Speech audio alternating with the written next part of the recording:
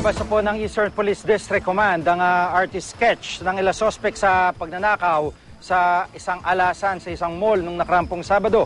May live report si Ian Cruz. Ian.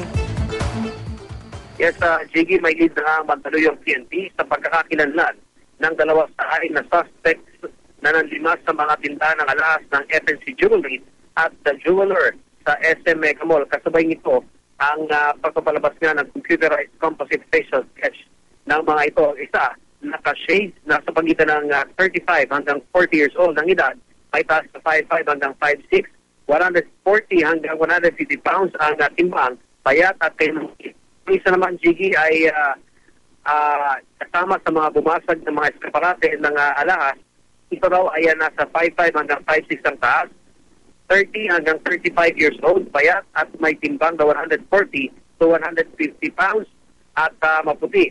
Sa investigasyon ay lumalabas na 6:56 ng gabi ng Sabado nang pumasok sa EDSA entrance ng SM Mega Mall B ang anim na suspect sa pangunguna ng gunman. Isa raw sa mga suspect ang nagtungo sa Ace Hardware sa lower ground level ng mall upang bumili ng dalawang pipe wrench dakong alas 7:04 ng gabi. At makikita naman sa isang kuha ng CCTV ang gunman na binubunot pa mula sa kanyang pantalon ang baril na ipinasok sa mall. Habang iba naman sa mga suspect, makikita na hawak ang pipe wrench na ipinasa umano ng bumiling suspect. Pasado alas 7:26 nang magsimula nilang basagin mga eskaparate.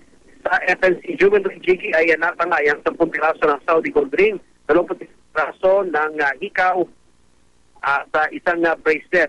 At mayroon pang 17 piraso ng Saudi gold chain, habang sa The Jeweler naman ay natangay ang 71 piraso ng Saudi gold necklace, 52 piraso ng Saudi gold pendant at 4 na piraso ng Saudi gold men's ring.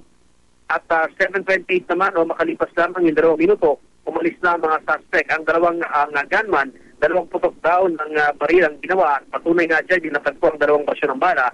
At yung isang bala ay tumama sa isang tila maliit na cabinet, habang yung isa pa ay tumama naman sa kisame. May nakita rin, Jiggy, na bloodstain yung mga soko sa loob ng mall. Ang patak daw ng dugo ay maaaring galing sa sugat ng suspect. Nawala lang daw ang patak ng dugo sa bandang basement kung saan nga maaaring sumakay ng getaway vehicle ang mga suspect. Epektibong koordinasyon ang nakikita ng EPD para makaresponde agad sila sa mga mall sakali nga magkaroon muli ng kahalintulad na insidente. Maaaring daw magkaroon ng sharing ng frequency ng radio ang mall security at ang EPD. Jiggy. Maraming salamat, Ian Cruz.